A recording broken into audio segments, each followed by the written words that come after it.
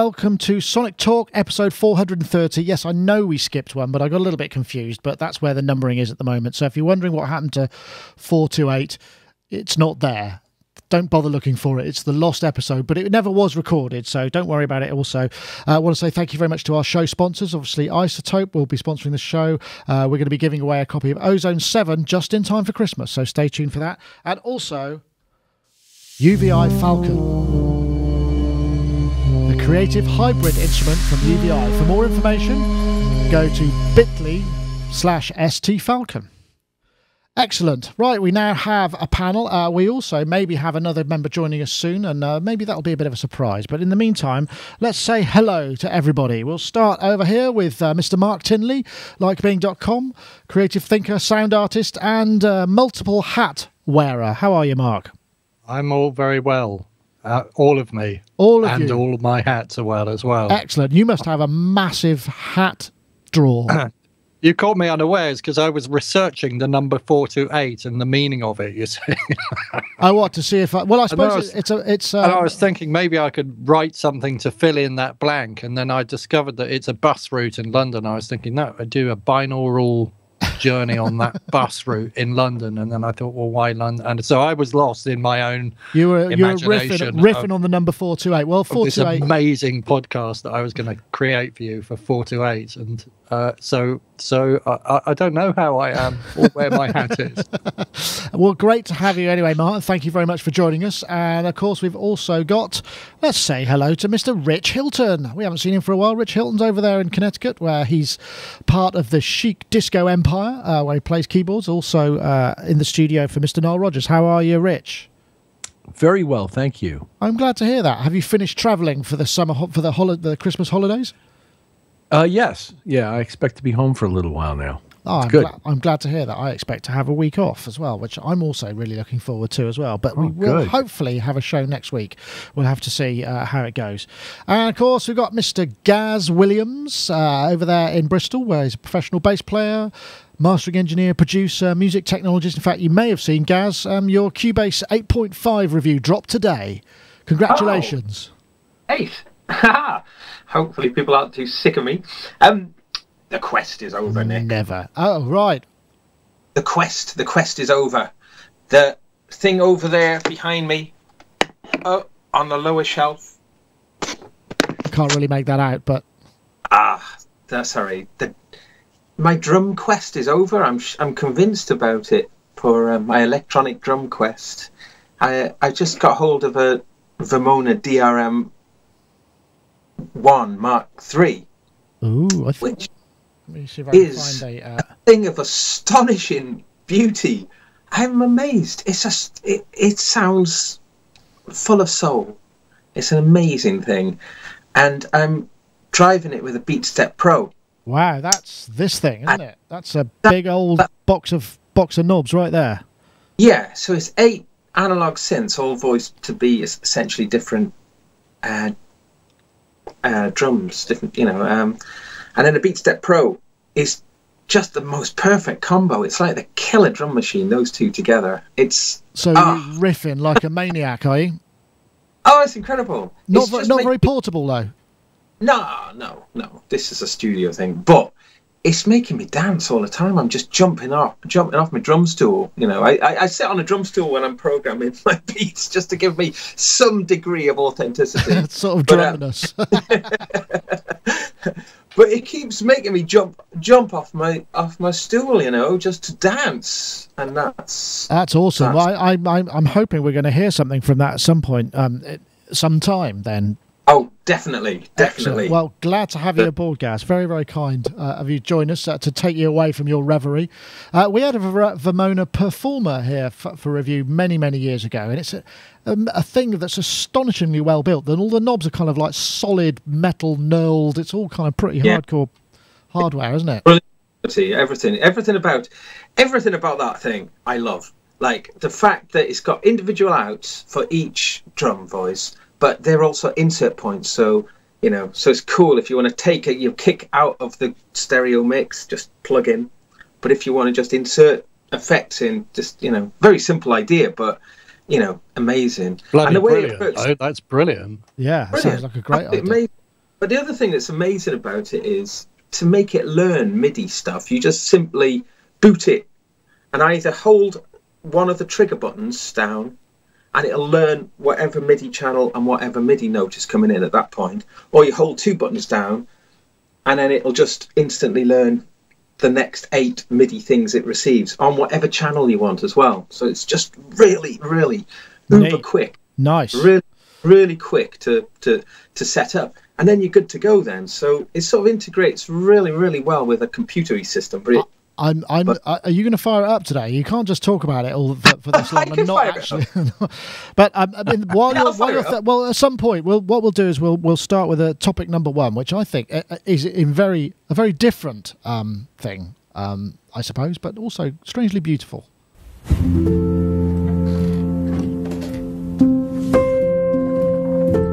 Hi, I'm Uli Baranowski from Galaxy Instruments.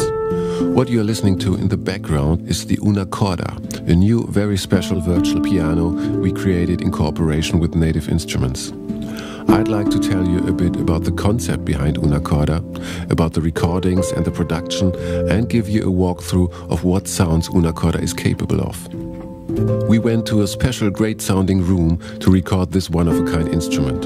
Saal 3 at the Funkhaus in Berlin, the famous old broadcast studios in Eastern Germany. Because you need a great room to reflect the special smooth tone of the Una Corda. And we took quite some effort to capture every detail, using very close and distant microphone setups for a smooth but in-your-face sound, together with the depth of Saal 3. There are a few singularities which make the Una Corda virtual instrument special, and it starts of course with the original instrument itself, which has been created by piano builder David Klavins and pianist Niels Frahm, giving quite some input on the concept. I won't play it all, but it just struck me that it was such a beautiful sounding thing. This is the Native Instruments, well, it's the sample instrument for Una Corda, single string piano, which I've never heard of before, but it sounds absolutely wonderful. I know, Rich, you're a bit of a closet pianist, or perhaps right up front, out of the closet pianist. There he goes. What did you think? It sounded lovely, I thought, didn't you? Yeah, sounds really cool. And of nice course, demo, a lot of good features, a lot of stuff you can do to it, a lot of prepared piano-y kind of stuff that it does. It's a really kind of unique and cool instrument. They've got a bunch of unique and cool pianos over there at Native Instruments. I know Tom Scarby did one. And this one is very interesting and very cool. I liked it. I think it's really funny that the guy's name is, what is it, Klavins? Isn't that the word for keyboard in German? I think it's something along those lines. But it's damn close to the word for keyboard in German, which is maybe he changed his name because he made one. But I just thought. Right, the thing like, DJ Jimmy Jam, you mean? Yeah, DJ Jimmy Jam. It's like sort of a DJ Jimmy Jam of the piano world. Yes, I think it could be something along those lines. But it just struck me as what a beautiful physical thing itself. You know, I guess tuning's going to be a real key with something like this, because obviously with one string you can't do any of that sort of stuff. You know, you don't have any of that beating, but the purity when it's in tune, absolutely gorgeous. I know the Yamaha pianos, the CP60 that I have somewhere in my garage, rotting away, has mostly 1 string per key, although some of the higher, I think the top ones have 2 rather than the usual piano 3. Those were already kind of like string light to begin with. Oh, right, okay. And I guess because that also had that funny, it has a very unique tone, doesn't it, as well? Sorry, Mark, I saw you talking, but I can't hear you. It's because I'm mad and insane. Oh, okay. I'm talking to myself. That's fine. I just wondered if you're still here. Beautiful sounding thing is that there's something about, because piano to piano to piano, I struggle to find the difference, obviously. You know, I know what sounds nice, but something that's that different is really quite unusual. What do you reckon? 11. Something or a 12. What's or that 13. noise? That noise? I don't know what that noise is. I don't know what that noise is. Is it PJ ringing? I don't know. Well, it might be PJ ringing. It might be, but he's coming in on the wrong one. Okay, hold on. Shall I go on? Yes, please carry on. Hold on one sec. So, okay. Tell me when. Carry on. I'll carry on. I love pianos, and I love new agey kind of spiritual sounding pianos. And the one thing about this whole thing for me is not only is the piano beautiful, but the guy speaking sounds a bit like this spiritual teacher called Eckhart Tolle. And Eckhart Tolle does this kind of, until you practice surrender, the spiritual dimension is something you read about, talk about, get excited about, write books about, think about, believe in, or don't. And I used to listen to Eckhart Tolle, and I found myself going into this kind of trancey sort of meditation, listening to this guy talking about this piano. And I'm just I want it. I want that in my contact library. I mean, it's just right up my street, and I like it. Beautiful, beautiful. Excellent. What about you, Gaz? While I try and sort out PJ. PJ's coming in on Rich's channel, so I'm trying to reach him. Well, I think what's interesting about this is this idea of taking very singular instruments and the space as well, and really capturing that in a very creative way. But it's also must be very, I think, quite exciting if you were the instrument builder, just to know that your instrument is going to be, you know, that so much music is going to be created on your instrument. And I think it's a real nice motivation to build increasingly interesting instruments, knowing now that you can turn it into a virtual version of it, and there's, you know, a potential market for it. So I think that side of it interests me quite a lot, really, because you know, we have seen plenty of this before, haven't we? You know, from like hang drum sample, live, all sorts of, you know, very, you know, multi-sample specific instruments, but the actual building of really interesting acoustic instruments and the way that they link to the place, you know, to the room, and capturing that in a very ambient way like they've done here. I mean, I can imagine that this thing is just going to be incredibly inspiring for a lot of people, you know, just to play, just because that sound is going to be evocative, and that evocative feeling is going to sort of bring out certain musical ideas. And yeah, really interesting, gorgeous sounding. I love it that the attention to detail by the people who've sampled it. So with so many microphones in the room, and really working on getting the different felts and the different hammers and all that sort of stuff into the kind of the sample player, is the attention to detail is worthy of the attention to detail of the instrument builder. So I just think it looks unbelievably cheap to me. Actually, I think it's underpriced, and I think I might have to buy it for myself for Christmas. The other thing that's quite interesting about it is it's recorded at the Funk House, which is where they're going to be doing the Super Booth thing in Berlin, and that's the old broadcast building in Berlin, which does look pretty interesting as well. So the Funk House, that was what it was called back in 1955, I think. You know, it's not some sort of hip and groovy funk house. That's its original German name. Yeah, wow. It just means a different thing, doesn't it? It's the German meaning of funk is different. Tell you what, if anyone's working in the funk house, I'll come and offer my services immediately. There is a German radio manufacturer with funk in the beginning of the name, but I can't think what it is. Telefunken. Right, okay, hold on, here we go. Looks amazing looking. I'm just looking at the different rooms. What a great studio. Wow.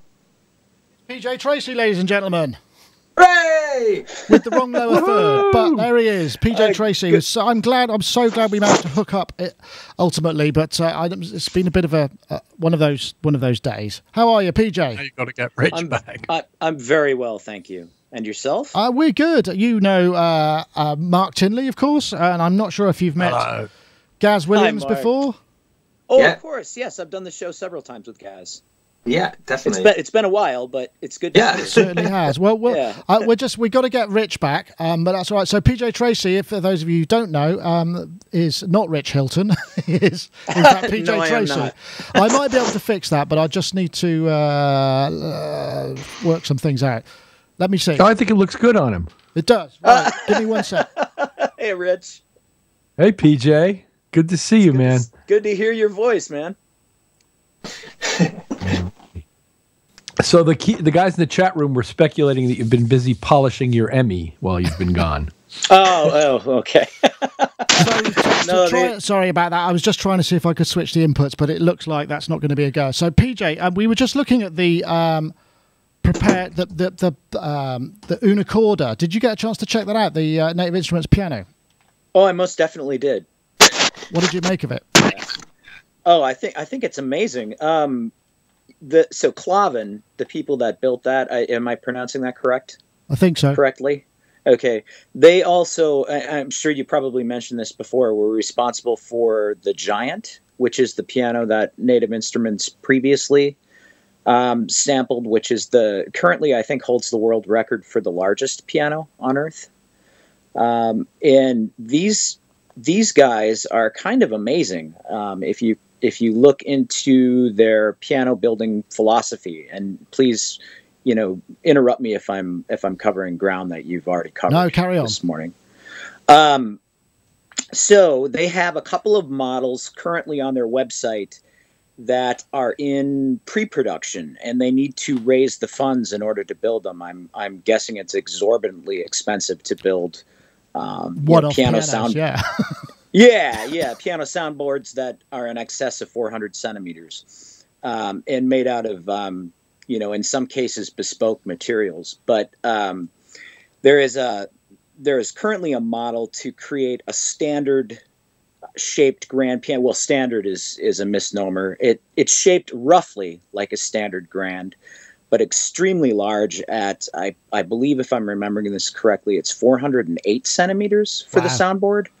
And the cover that lifts above it looks like it's made out of fiberglass or perspex or something, but it has a bow shape to it, and appears to be possibly translucent. It's kind of amazing, these designs. But to get back to the Unicorda, my impressions of it, a little difficult to tell exactly what's going on in a little demo video like that, but I'm certain that I met, and I'm forgetting the gentleman's name, who is responsible for Galaxy sampling when I was at NAMM in 2008 with UNIC.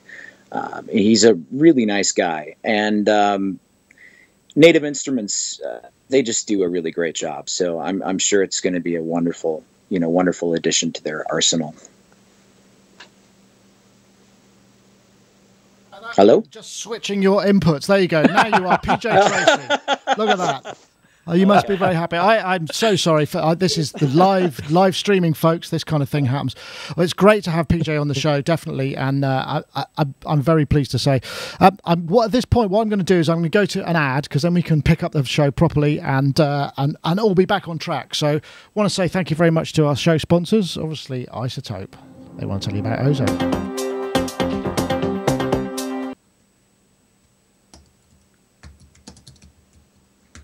Mastering tools in Ozone and Ozone Advanced. Now, the latest isotope innovations in Ozone 7 bring modern and vintage processing to the forefront of the music production experience. Updated for Ozone 7, Ozone's highly regarded maximizer features a brand new frequency-specific IRC4 algorithm that delivers transparent mixes with less pumping and distortion. Use it to smooth out an unwieldy mix, or tame the kick drum peaks without affecting the vocals. The dynamic EQ, now in both the advanced and standard versions of Ozone, lives and breathes with your audio, giving you more effective control over your sound without coloring your entire mix. Harness the precision of an equalizer and the musical ballistics of a compressor in one integrated processor. New for Ozone 7, vintage-inspired processing puts nostalgic tone at your fingertips to bring the creative color and character of analog hardware to your digital recordings. Glue your mix together and bring a natural feel to harsh-sounding recordings with the vintage limiter. Okay, well, I want to say thank you very much to Isotope for sponsoring the show, and also what we'll do is we'll run the competition now, because as we know, Isotope are very kindly giving away a copy of Ozone 7, and we're asking you to get on Twitter, and you want to tweet the hashtag DynamicEQ and the hashtag Ozone 7 to @SonicState and @Isotope Inc., where you will be entered to win a copy of Ozone 7. If you want to check out Ozone 7, you go to isotope.com/ozone. You get a 10-day free demo. Works every time. And we do have a winner from last week. Last week we asked you to tweet the hashtag SuperTweak and Ozone 7, and we have a winner. It's Sergio P. Now this is a very difficult one to read out. His Twitter handle is @SergioP7425875. So Sergio P 7425875, you won Ozone 7 from last week. So please do get in touch, and the Isotope Fairy will be sure to drop one in your inbox. PJ, I just want to quickly, because we haven't spoken to you for such a long time. How are you? What have you been up to? Have you been busy making, because you do a lot of composition, a lot of piano playing, all that kind of stuff. What have you been doing? Yeah, it's been a really wonderful year. I've been extremely busy and very fortunate for that. Doing a multitude of projects. Probably one of the most exciting for me is I was hired on my first video game. So I'm just beginning that process, kind of a large RPG thing. Oh, wow. So is that all with, are you having to use those mechanisms like for stacking and all of those compositional methods that everything has to go to it together and work separately and in various different combinations, all that sort of stuff? Yes, sir. Wow. Absolutely. Yeah, fun stuff. The Chinese puzzle box of video game composing. Wow, that sounds really exciting. Yeah, it's been great. And aside, Rich, from the chat room conjecture that I've been polishing Miami, the unfortunate truth of it is that as longtime listeners to the show and the panel know, I have some health issues, and one of the things that has affected me over the years has been sleep displacement. And so what I've found from going to a sleep specialist, and I'll keep this short because I don't want to get too serious here, is that my body sleeps best between 6 a.m. Central Standard Time and 11 a.m. Central Standard Time. And if I'm going to get any sleep at all, that's when I get it. And so generally speaking, I'm not awake right now. Ah, okay. I understand. Yeah. Well, it's very kind of you to break your sleep patterns for us. We thoroughly appreciate that, PJ. Really very much appreciate it. So thank you. Yeah, well, I'm so happy to be here, and I see the topics come in, and I think I want to talk about that. And I thought, well, this is a great opportunity right around the holidays and the year end to catch up with old friends and have a nerdy conversation. So Thanks for having me. No, you're really more than appreciate welcome. it. Well, let's get on to another topic then. Here it comes. I just thought this was awesome. I don't know why. So this guy, Red Martian, created a piece of music using TR-808, Jupiter 4, Jupiter 6, and a Yamaha CS15, and had it burnt to an Edison cylinder by a chap called, Benjamin Kennedy, who's aka the Victorola guy. I just thought this was such a cool idea, and I don't know why. It just sort of feels like the two opposite ends of the music technology spectrum, kind of the earliest and later. Here we go. He's winding it up, and it sounds actually remarkably okay. But well, you'll see what he mic'd it up with, which I think perhaps on reflection may have been a mistake. Should have gone for a large diaphragm, I would have said. Here it comes. How nerdy are we? Yeah, this is pretty nerdy. Criticize the guy's mic placement as well. Go ahead. I was hoping for MS on that one.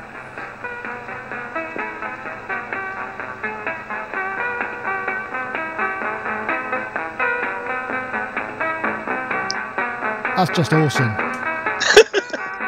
I don't know why. It seems rather pointless in many ways, but it's just a brilliant concept. This is great. This is a good bit. That's an early 1900s 4-track recorder right there. The predecessor to the Tascam. And he does a bit of scratching on it as well.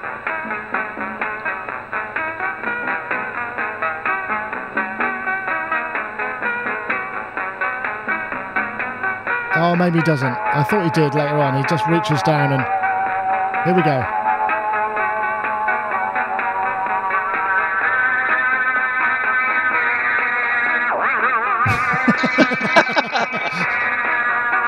Let's see Serrato do that.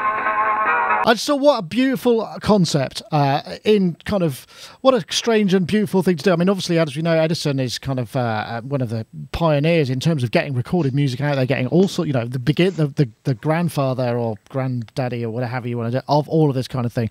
But what a cool idea. Mark, I'm going to come to you because you've got a new hat on. You're looking very, very sort of Australian here.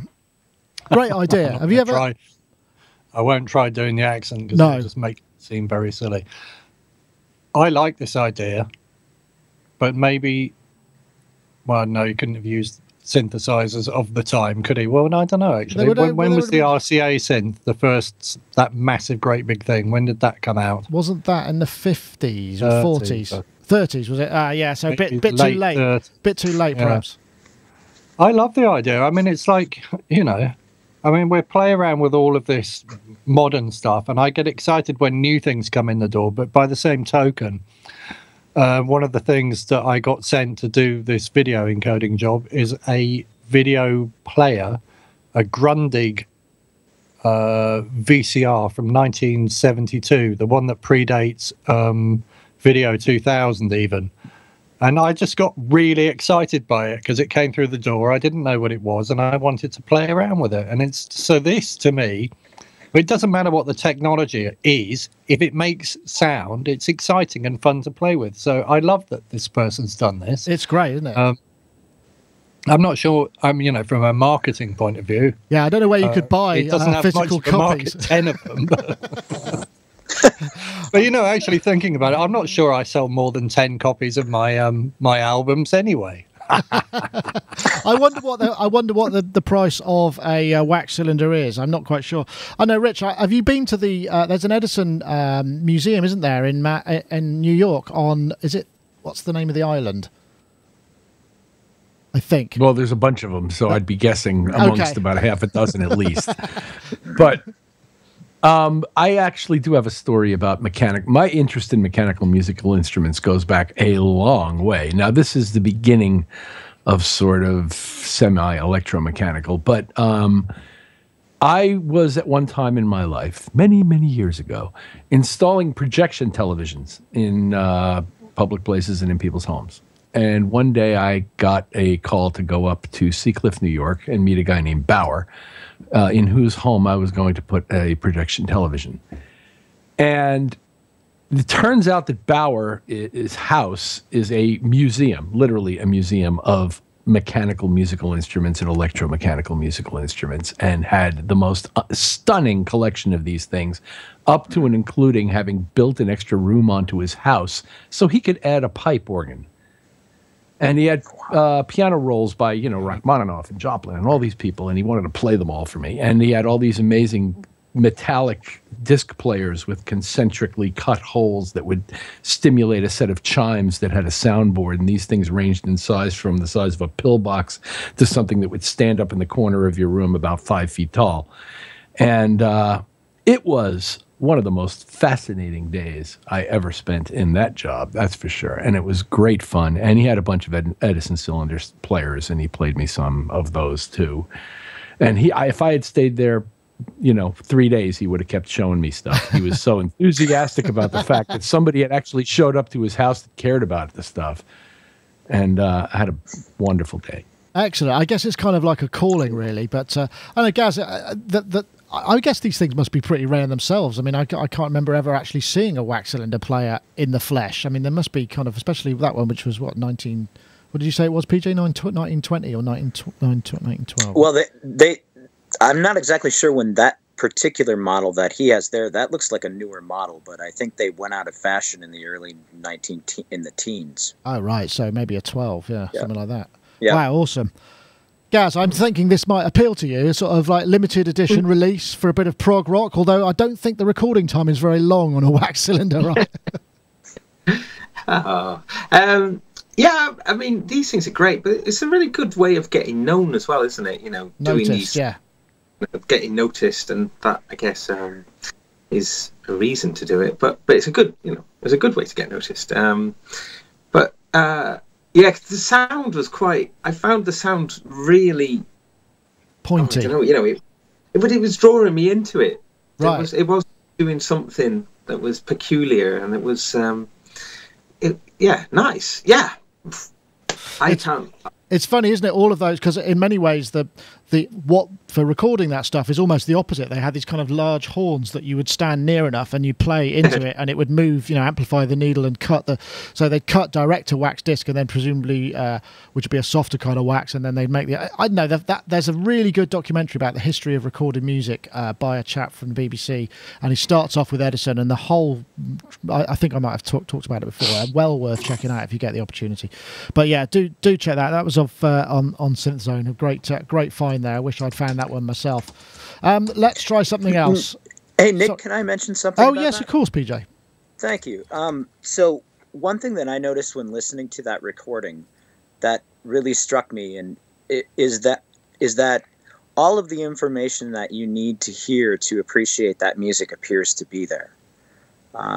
So it's heavily bandpassed, in terms of the frequency response that we're used to hearing today with the modern recording equipment that we have. But it's amazing how it doesn't really feel like there's anything missing, and that you can actually appreciate the spirit of that music coming off of the wax cylinder, and that just struck me as something interesting. No, that's an interesting point. I guess the dynamic range is very limited. So, I mean, as with MP3s, things are heavily... I wonder how you master for that. So it would be certainly on... When you hear older wax recordings, the kind of quieter notes tend to disappear into the noise. So I suppose if you have a higher overall loudness, and the ear will attempt to make up what it can't hear as well, isn't it? Mark, in a new hat. Maybe Isotope need to add that as a preset in their mastering plugin, so that people can master for these cylinders. Yeah, that's not a bad idea. Maybe because, as we know, vinyl's increasing, isn't it? Mastering and what have you. So I guess there might be room for yet another preset, a wax cylinder mastering plant. And Jack White just opened a new vinyl plant somewhere in the States to cope with demand, because even though there's a lot of certainly sort of contemporary dance music being released on vinyl, it's all being sent to Europe. Yep. I heard something the other day, talking to a friend of mine who's got a really cool label that put out a lot of stuff on vinyl. He said the vinyl plants now, because of the upsurge in vinyl interest, they're printing things like One Direction. One Direction are releasing their stuff on vinyl. Big pop acts, yeah. And the thing is that the vinyl plants that have been catering to the sort of the relatively small market for the last 20 years just haven't got the capacity to do these sort of big multi-thousand runs. And it's been selling it in Tesco, apparently, on One Direction and vinyl. That's the equivalent of Walmart in the UK. But right? this has had a real big problem to sort of the cool, smaller labels, because the lead times. The pressing plants are out to capacity, because of this kind of mainstream. It's the downside of this mainstream sort of success of trend of vinyl. Yeah, I heard it was months and months and months waiting list. In fact, I'm sure months waiting list to get vinyl. Wow, that's amazing, isn't it? I'd heard a while back that one of the reasons why is that there hasn't been a new lathe produced in over 30 years. Can anybody else verify that? I remember reading this in an article. A mastering lathe? Yeah, exactly. It's cutting. It's quite possible. Yeah, cutting. No. And that there are a couple of bespoke companies in the United States that are working on new lathe technology to try to inject some. You know what? I'm sure several NAMs back there was it was like a Newmark or somebody like that, one of the big kind of DJ things. Vesta they created a lathe, didn't they? Or there was a prototype of some kind of lathe. But it was for acetates, wasn't it? I think. Right. It wasn't that expensive either. It was maybe a couple of $1,000s to burn, but that's not for creating. That's not masters. They couldn't be used as no, it's for creating dub plates or acetate. Yeah. So it's not quite the same thing, but it's in a similar vein, I suppose. Yes, well, as the chat room are very fond of saying at the moment, as I like to say to Rich as well, who he disappears to wax a hottie, that is very much what was going on there with the Edison. I guess waxing a hottie is exactly what that phrase is supposed to cover, isn't it? It's recording into the studio onto an Edison disc, right? I thought it had to do with hair removal. It could be that too. Oh, hold on, I seem to have lost my... Excellent. But to jump on PJ's point for a second about the sound of horns and the essential stuff that comes from it. At one point, I was wandering through a warehouse looking at a clearance sale of CDs because a distributor was closing. And I picked up a CD of Gustav Holst conducting his piece, The Planets, in 1927 in London that had obviously originally been recorded and probably reproduced through a horn. Wow. And Really? It actually, yeah, I do. I have a live performance of Holst conducting The Planets in 1927, and it sounds freaking awesome. Does and it? In some cases, yeah, it does. And in some case, well, I mean, in as much as it's played back through a horn and the various limitations that go with that, but everything is clear.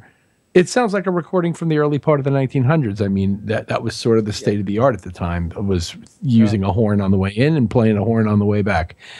But you can hear everything, is pretty much what you said, and that's true. And it actually has more dynamic range than one might expect.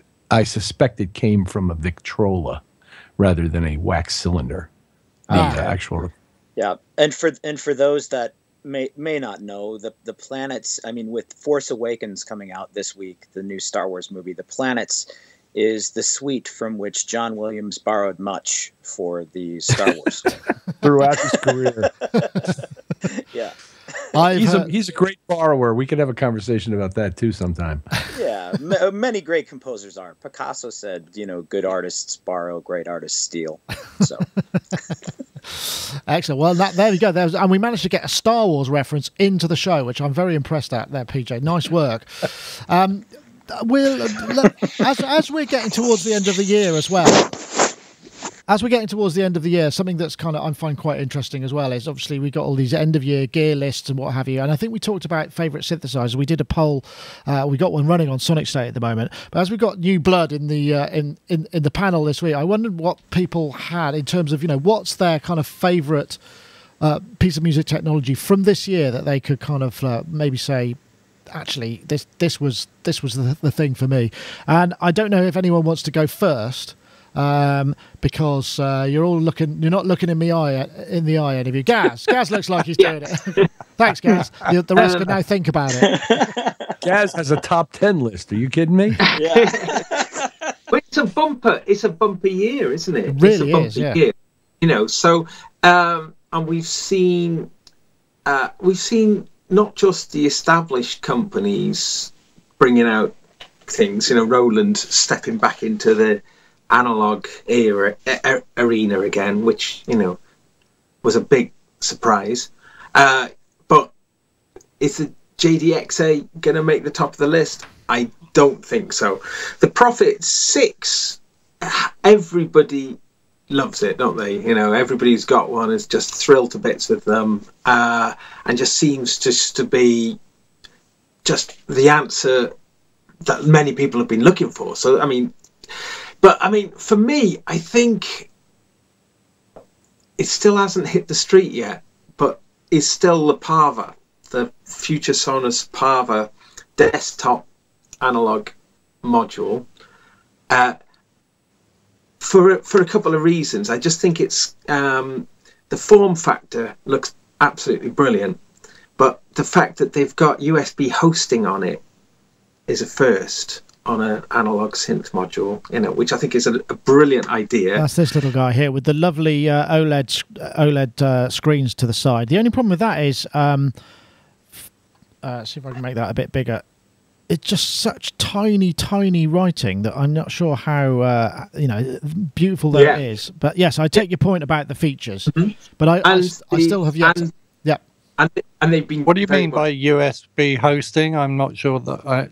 Clarify that. What it will do, it's got a class compliant USB host for MIDI in there, so you can plug any of your USB controllers into it directly into it.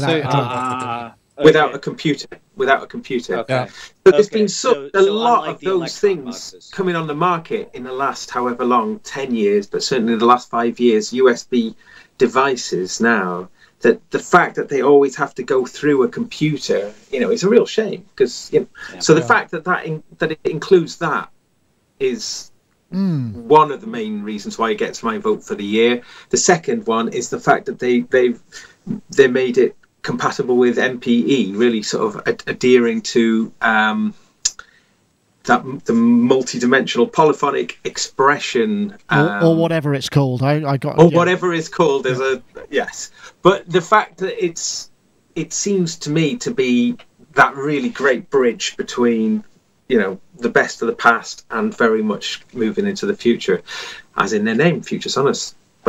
But I've not actually got one or heard one or not had a go of one, so this is all conjecture. A bit of conjecture. Yeah. Okay, fair enough. On the subject of USB, I mean, I think maybe the product of the year, which isn't really an open thing, is Electron Overbridge. We had the guys from Electron down. They showed us some stuff. We're going to publish a video sometime in the next couple of weeks. And that concept, the way that they're using the USB to aggregate audio and MIDI devices and sync things up, and if you combine that with a host mode, there's some really interesting potential. I mean, basically it allows you to take one wire and a USB hub that's got the right kind of specification to bring up to, I think it's up to 4 or 5 Electron analog devices in, each with their own audio, each track with its own audio input stream, plus for sending stuff back to process things via analog. It's really, really impressive. But again, it's only tied to analog stuff, to Electron stuff. I know, Rich, have you had any chance to think? Have you got it? Have you hit me with it? Have you got one? Have you got a piece of equipment or software or whatever it may be from the year? AE400 Active Equalizer by Colin McDowell. Ah, okay. That's the McDSP guys. Yes. AE400 is, in my mind, the most game-changing thing I've come across this year. Oh. Now, I don't get to touch a lot of these fancy new synthesizers that you guys are all over, so I haven't played those, so I can't, reflect personal experience with those. But this thing blew my mind and still does. What's so specifically why? Is that what's it got that makes it different? It's a threshold dependent equalizer that allows you to customize the EQ based on the level of the input. So it's sort of like a multi-band compressor in reverse. Is it like dynamic EQ kind of? Yes. Yeah. In other words, you can create per band a threshold dependent activity that will take place based on the input level of that frequency. So, for example, I mean, at its simplest, if you have, say, a wonderful, lovely female backing vocalist who's just tracked 20 different tracks through your world-class microphone and preamp chain and just tends to get a bit harsh around 5 or 6K when she starts singing louder, it's very easy to create a threshold-dependent reduction in those annoying frequencies so that as she gets louder, she is no longer getting quite as obnoxiously strident. And that's just a very simple application. But it can extend to a whole lot of stuff, and I just think it's the coolest plugin I've seen in years. Wow, okay, well, that's great. Thank you very much for that. PJ, how about you? I mean, I guess, I don't know if you've been busy, but I mean, I remember last time we spoke, you were getting into kind of pretty swanky hardware outboards, like Chandler's and that kind of thing. Have you found anything this year that's kind of done it for you specifically? Okay, so I had to give this a lot of thought, and I'd like to kind of track back through some of the things that were already said.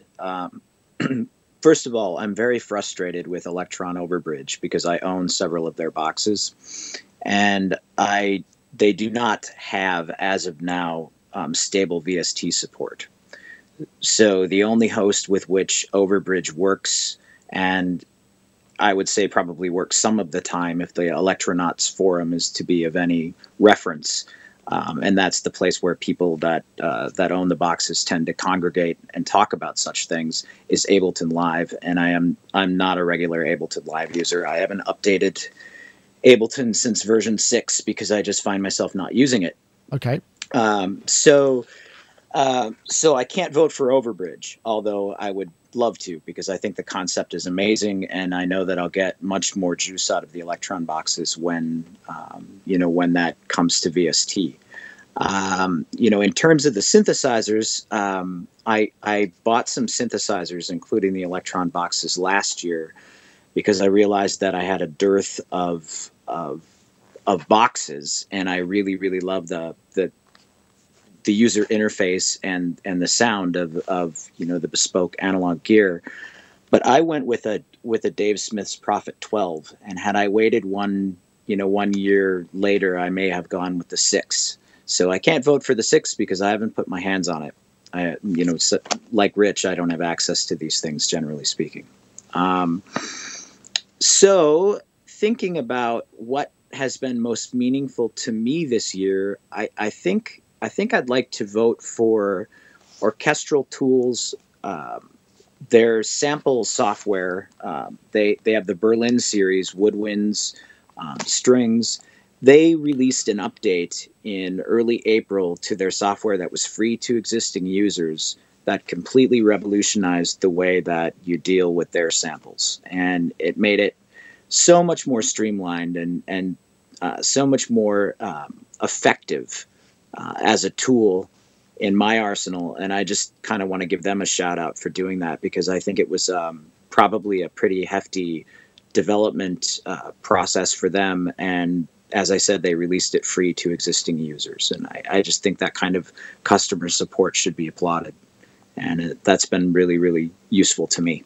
Ah, cool. That sounds great. Yeah. I guess you're doing a lot of orchestral stuff in the work that you do, because, you, for people who perhaps don't know, as well as the game stuff you're doing, you do a lot of music to picture, right? Are you still doing a lot of that? I am, yeah. And mostly the music to picture work that I've done this year has been business-to-business advertising and trailers for IP for Fortune 500 companies. So not a ton of orchestral stuff, although one that went to, one big trailer that went to the World Economic Summit this fall was definitely an orchestral piece. But in the video game work that I'm beginning now is pretty much all sample-based orchestral. Right. Okay. Cool. Yeah. Mark, you look deep in thought and with another hat on. I am deep in thought, and I do have another hat on. I haven't put my hands on a Prophet 6 either, but I think a lot of people who voted for it haven't either. If to be we're honest, going with hardware, it's the only one that's viable as far as I can see. And the reason I think that is because it looks iconic. So it looks like an iconic synthesizer, which I love, but at the same time, it does something new and different that iconic synthesizer that I love can't do. So it's sort of, to me, it's not trying to be like the Roland JP-08 is trying to be a Jupiter 8, and I don't think it really quite makes it. And the Juno 6 and the JX3P and all those, it's not trying to do that. It's going like, oh, hello.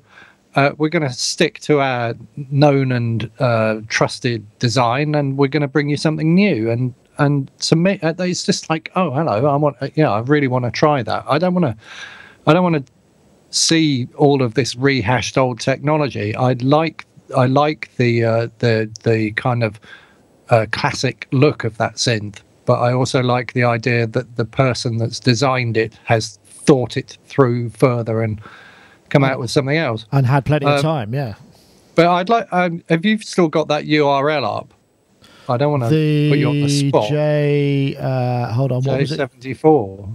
Let me have. Because I just bought a Launchpad Pro, and I've not owned a Launchpad before.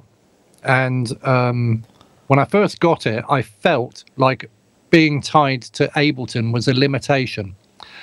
And this guy Fabrizio has written this little standalone desktop application that turns your Novation Launchpad controller into a controller that you can use with any digital audio workstation.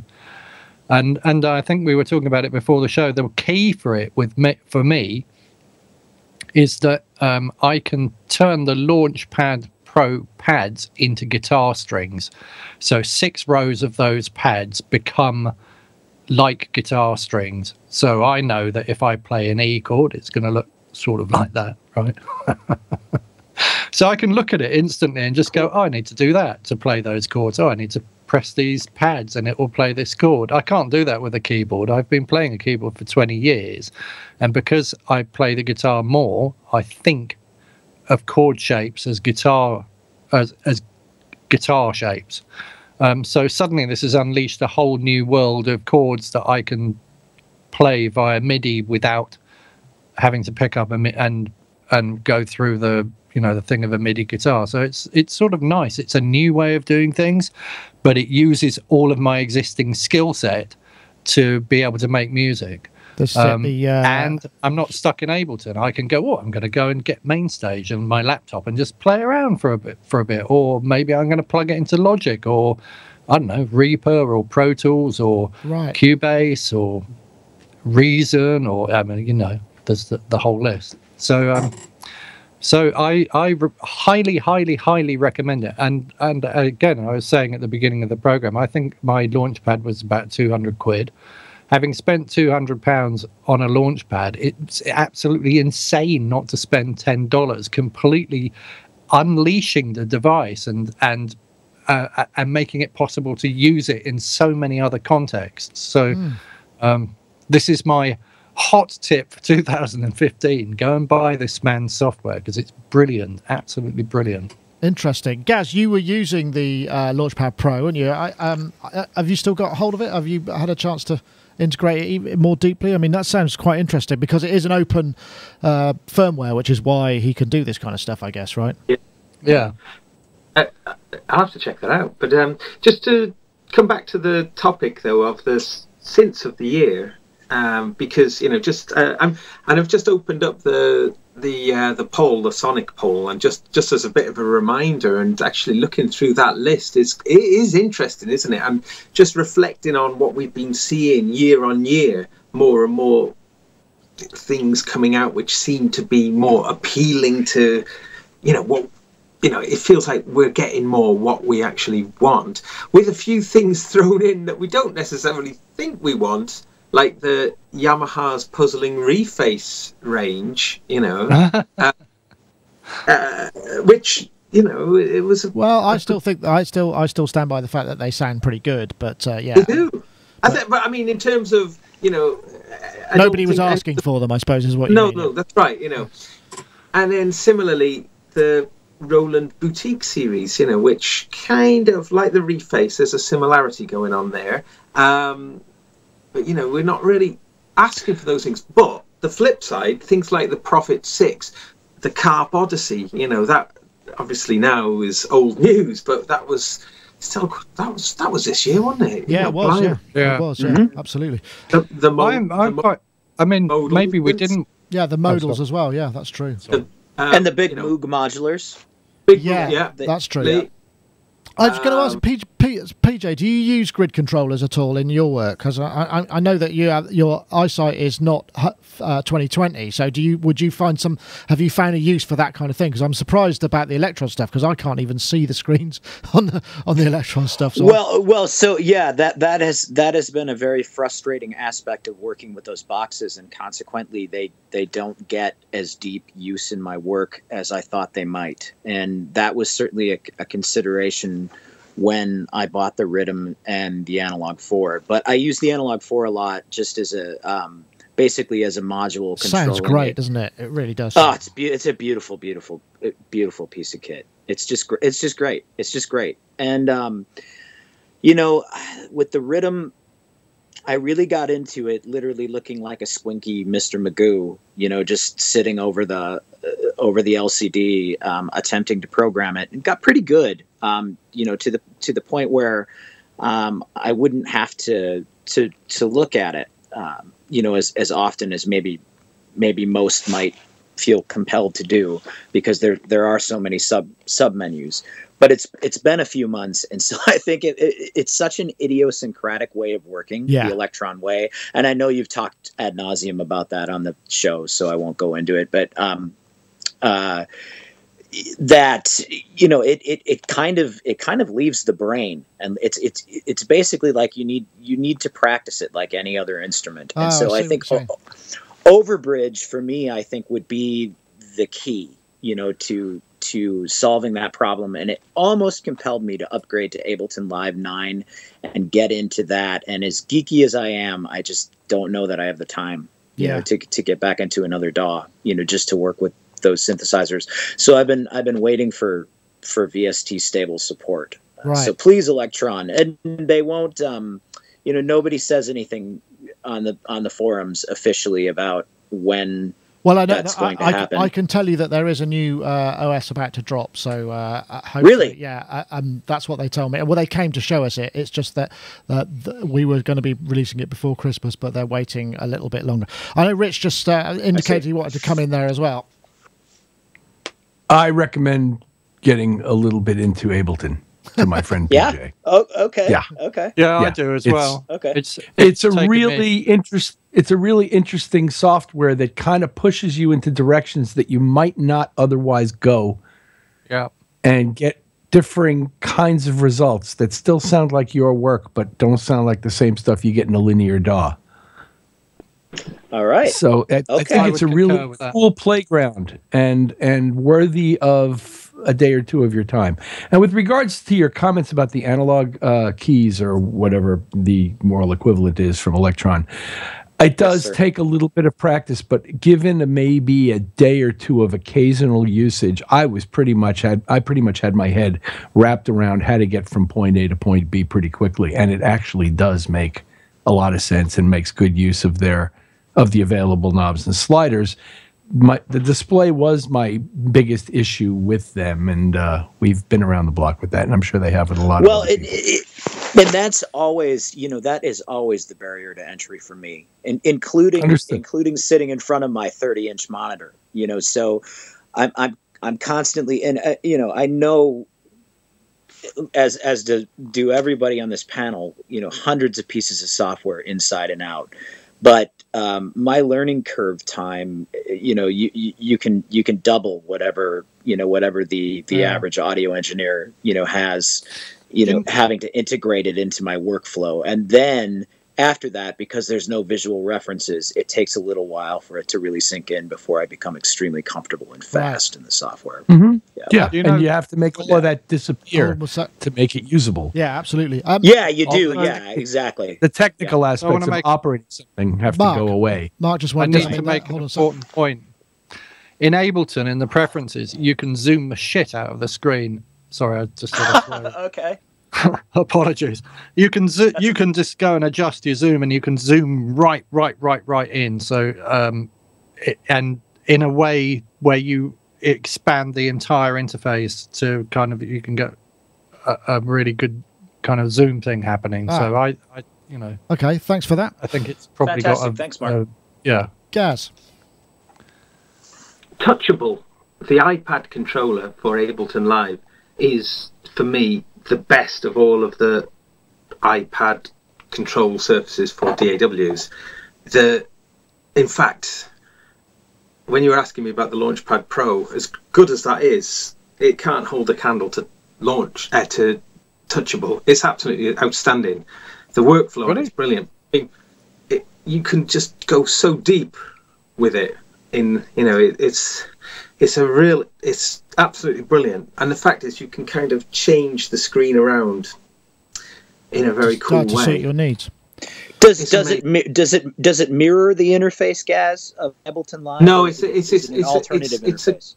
It's an alternative interface, but it's so well thought out, and it's the way that you can, you know, it doesn't feel like it's a kind of like you can go as deep as you want to go with Ableton on it. I think. Can you control pretty much every aspect of the software from the iPad then? Yeah. Of the session view, it's very much a session view device. Got it. So, okay. Yeah. So not the arrange. That's right. So it's like, if you want to really, really get into the session view, I think it's the best way of doing it. You know, better than any of the other controllers, better than the push, in my opinion. Wow, interesting. I guess that on maybe an iPad Pro might be something that was worth exploring. But I guess, PJ, it's just all more money to spend, isn't it? Really, that's the thing. Well, I mean, that's it. You know, and I'm talking to you right now. I did bite the bullet and buy an iPad Pro. So right, okay. That's what I'm Skyping in on right now. And if that I don't know. You know, it might. I might take the advice of the panel simply because we can all use an injection of creativity in our lives, and if it would make those electron boxes more useful. Oh, now I need to carve out time in January to be able to suss all of this out. Thanks for that, guys. Yeah, that's all right. Hey, listen, Happy to help there, PJ. Happy to help. Yeah. Plenty of options there. Well, look, I thank you very much for all your input about this stuff for the year. We're going to have to bring it to a close now because I've got to go and see my daughter in her Christmas performance tonight, which obviously is an important part of life outside of all of this. So I want to say thank you very much, everybody, for joining us. PJ, it's been wonderful to have you again. And thank you. We hope to see you again soon, where we can hook you up right at the start of the show, and I won't be quite so confused as to which contact I sent you and all of those things. But thank you very much, PJ. My pleasure. Thank you so much for having me, guys. It's been a real pleasure to hang out with the gang again and hear your voices and and have just a wonderful conversation about stuff that we all care tremendously about. Absolutely. Brilliant. Well, thank you very much, PJ. And I'm going to say also, Rich Hilton over there in Connecticut, thank you. I'm guessing you probably have to run off and actually wax a hottie. Maybe we can convince you to try to do a parallel recording in your works to some sort of wax cylinder that we can play in the future. That sounds like fun to me. And thank you for everything. I really enjoyed the show, and it's great to see PJ again. Yeah, I totally concur. And of course, while Gaz seems to be setting up his equipment over there, which you can see, I'm going to go to Mark Tinley. Say thank you very much, Mark, for joining us as well this week. It's been a pleasure. I hope you're. I take my hat off to you, sir. Wow, that's all right. And yes, and you've got great hair too. That's very windy, sort of. It's like Winker Tinley. Yeah, excellent. Thanks, Mark. And you're very welcome. And if enjoyed it. Thank you. If we don't see all of you before Christmas, I think we're going to try and do a show next Wednesday, but that'll be it. I think until the Wednesday after Christmas, the Wednesday after the New Year, because we're going to take a break. So happy New Year and Christmas to you all. If we don't see you next week, so thank you very much. And happy holidays. Yeah, absolutely. And it looks like Gaz is now over at his drum station setup. What are you going to do for us, Gaz? Are you going to attempt? There's your drum stool, the throne. So this is the thing. Yeah, there's lovely. 9 channels on there. So it hasn't got the metal knobs on that one. They must have cut costs. No, it would have cost a fortune. That's the special edition. This is the standard model. And you can get it kitted out with 10 trigger inputs, or in addition to the MIDI. But I haven't gone for that. This is just the sort of bottom of the range, if you will. But and then you got like trigger buttons down the sides here. Yeah, it looks very much like the Pomona P. Wow. That's nice. Wow. The clap is astonishing. And it's got this thing called reverb. It's like on a there. gunshot. Yeah. Reverb. But it's not really reverb. It's a sort of they call it fake reverb. So I think it's just some sort of release kind of I'm not quite sure. It's not reverb. So is it analog or are there samples in there? Because some of those things sound quite PCM. No, it's all absolute analog. Oh, nice. But what you find about it, which is absolutely amazing, is that there is an incredible amount of range of sounds, to the controls. So, because I was interested in the TR8, I was looking at I wanted to get a drum machine, basically, I've got a few drum machines here, but I just wanted to get one that would be the be-all, end-all drum machine. But of course, this is just a drum. It's just a drum break. It's just a drum synth. Yeah. But the combination with that and all the functionality that the BeatStep Pro has got as a programmer, in conjunction with that, I think it's astonishing. Go on then. Yeah, come on. Cook us a groove. What's going on? Hang on. Hang on. That wasn't it. That wasn't it. Have I got It's alive. It's alive.